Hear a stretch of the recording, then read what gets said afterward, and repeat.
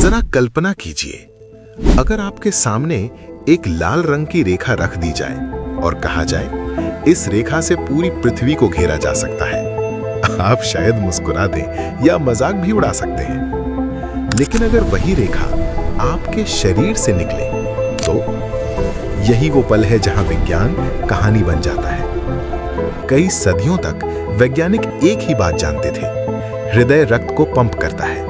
पर असली सवाल ये नहीं था। असली सवाल था, रक्त जाता कहां है और कितनी दूर तक जाता है। क्योंकि शरीर का कोई भी हिस्सा ऐसा नहीं जहां रक्त ना पहुंचे। तो वैज्ञानिकों ने तय किया, अगर हर कोशिका तक रक्त जाता है तो हम उसकी दूरी नापेंगे। और यहीं से एक असंभव सी लगने वाली खोज शुरू हुई।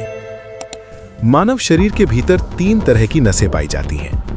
आर्टरीज यानी धमनियां, ये हृदय से ऑक्सीजन युक्त रक्त को पूरे शरीर तक ले जाती हैं।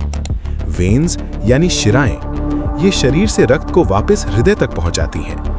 कैपिलरीज यानी केशिकाएं, ये सबसे अधिक संख्या में पाई जाने वाली अत्यंत पतली रक्त नलिकाएं होती हैं। यही केशिकाएं शरीर की प्रत्येक कोशिका तक रक्त, ऑक्सीजन और पोषण पहुंचाती हैं। यदि केशिकाएं न हो तो जीवन की कल्पना करना भी संभव नहीं होता। ये नसें आंखों से दिखती ही नहीं। केशिकाएं इतनी पतली होती हैं कि इंसान के एक बाल के 1000वें हिस्से जितनी, लेकिन संख्या में अरबों, खरबों। वैज्ञानिकों को समझ आ गया, अगर कोई रहस्य है तो वो यहीं छिपा है। 20वीं सदी में माइक्रोस्कोप, मेडिकल स्कैन और सेल स्टडी की खोज ने शरीर का नक्शा खोल दिया। वैज्ञानिकों ने देखा, हर एक कोशिका अपने आसपास कैपिलरीज से घिरी है। मतलब अगर आप एक कोशिका भी हटा दें तो भी रक्त वहां तक पहुंचा था। अब सवाल था, इस पूरे जाल की कुल लंबाई क्या है? यह कोई अनुमान नहीं था, ये धीरे धीरे बनी गणना थी। वैज्ञानिकों ने कोशिकाओं की संख्या गिनी, एक कोशिका की औसत लंबाई मापी, बड़े और छोटे सभी रक्तमार्ग जोड़े, और जब अंतिम संख्या निकली तो रिपोर्ट लिखने से पहले कमरे में सन्नाटा था। आंकड़ा था 1,00,000 किलोमीटर। एक पल के लिए रुकिए, अब पृथ्वी को याद कीजिए। पृथ्वी की कुल परिधि है 40,075 किलोमीटर। अब दृश्य कल्पना में लाइए, एक लाल चमकती रेखा पृथ्वी के चारों ओर घूम रही है।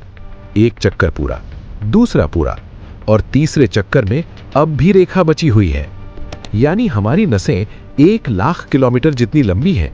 अगर उसे पृथ्वी के परिधि यानी 40,075 किलोमीटर से डिवाइड करें तो ये लगभग 2.5 होता है।